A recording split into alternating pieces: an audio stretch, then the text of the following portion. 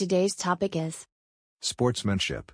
Good sportsmanship is a key value at the SSC. We recognize that sports can bring about tricky situations, and we want to set you up for success by sharing some of our pro tips. Things like having captain's meetings, calling your own fouls, and keeping a fun-first mentality are all important. how often should captains meet? Captains should meet before the game, at halftime, after the game, and as needed throughout. Hey, I'm Susie. I'm Andy. Should we make a game plan for setup and play? Things to discuss at the pre-game meeting include field setup, timekeeping, scorekeeping, any rules that need clarifying, and who will start with the ball.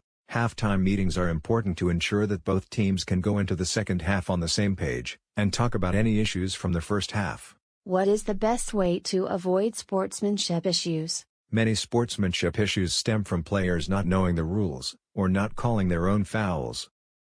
Players can find rulebooks, cheat sheets and other resources on the SSC website.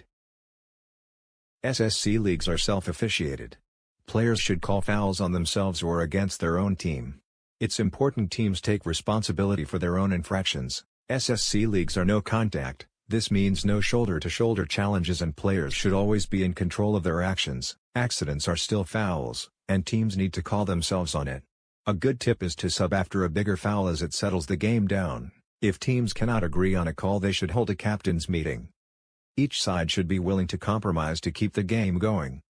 If teams still cannot agree, decide on a call that provides the least advantage for either team.